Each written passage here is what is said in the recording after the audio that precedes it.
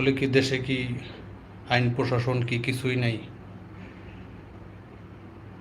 নাকি সব কিছু কোনো জোর ক্ষমতার বলে হাতে বন্দি?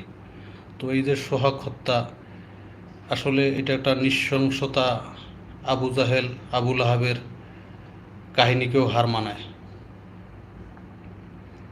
যারা যেখান থেকেই দেখছেন লাইভটা শেয়ার করে দেবেন এবং সরাসরি লাইভে যুক্ত হয়ে যাবেন। আমি শিকদার ভাই আছি আপনাদের সাথে। তো মূল যে কথাটা, সোহাগ মিটফোর্ড হাসপাতালের সামনে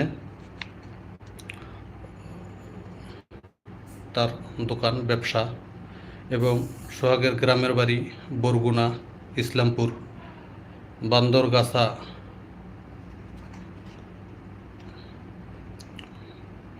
তো একটা ছেলে একটা মেয়ে তার এতিম হয়ে গেল, চিরতরে তার বাবাকে হারালো। আর কখনোই বাবা বলে ডাকতে পারবে না, সোহাগ পারবে না তার সন্তানদের আদর করতে। তো এটা তো শেষ নয়, এরকম ঘটনা আমরা এর আগেও বহু আগে দেখছি, যেটা আপনাদের হয়তো বা কারো মনে আছে কি আছে না। হ্যালো ভাইয়া, কেমন আছেন? ইয়াসিন ভাইয়া, হ্যাঁ ইয়াসিন ভাইয়া, আলহামদুলিল্লাহ ভালো আছি। আপনি কেমন আছেন?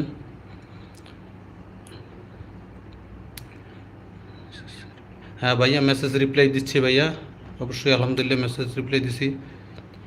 হাই ভাইয়া, হাই। আবুল আবুল ভাইয়া, হাই।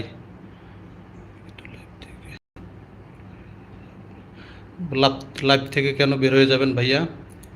ইয়াসিন ভাইয়া, আমি আছি, যুক্ত থাকেন। তো এর আগেও আমরা দেখছি যে বিশ্বজিৎ হত্যাকাণ্ড, বহুত আগের ঘটনা, হয়তো বা অনেকে ভুলে গেছেন, অনেকের মনে আছে কিনা জানি না। তো এরকম ঘটনা কিন্তু আসলে ওইটার কি সুষ্ঠু বিচার কি বাংলাদেশে আদৌ কি হয়েছে? হয়নি। তো আমরা আবার 2025 সালে কি দেখলাম? চোখের সামনে মানুষের চোখের পানি, প্রত্যেকটা মানুষ যার কলিজার ভিতরে পাথর, তার চোখ থেকেও পানি ঝরছে এরকম ঘটনা দেখে। আমার কথা, মানুষ যতই খারাপ হোক, মানুষ তাকে নিয়ে এখন বিভিন্ন ধরনের ব্যাকগ্রাউন্ড, বিভিন্ন কিছু বলতেছে। আমি মহিলাদের লাইভ ভিডিও থেকে আপনার লাইভ ভিডিও আছি, আমরা মেসেজ রিপ্লাই না দিলে আমি বের হয়ে যাব। মেসেজ তো ভাইয়া রিপ্লাই দিচ্ছি, সাথে থাকেন ইয়াসিন ভাইয়া। আমার লাইভ পছন্দ বিদেই তো আপনি আমার সাথে যুক্ত আছেন, তাই না ভাইয়া? মেসেজ রিপ্লাইটা দেন।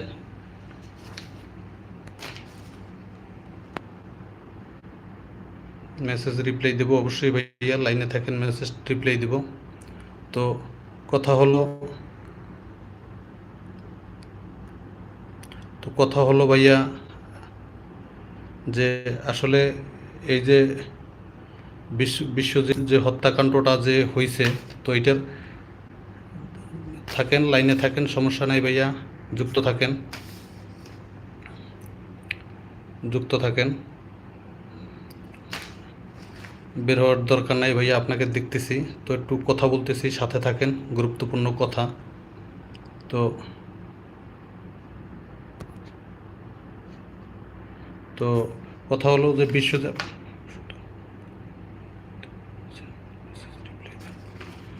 মেসেজ রিপ্লাই তো দিব, অবশ্যই দিব ভাইয়া।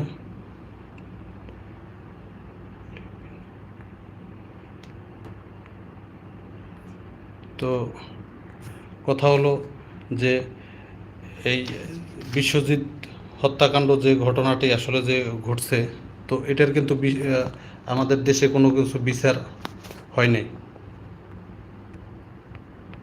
তো বিচার হয় নাই। তো এরকম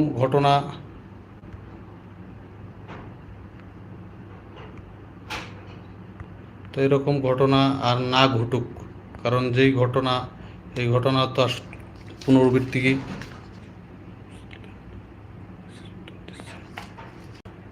দিব ভাইয়া, মেসেজ রিপ্লাই অবশ্যই দিব। তো কথা হলো,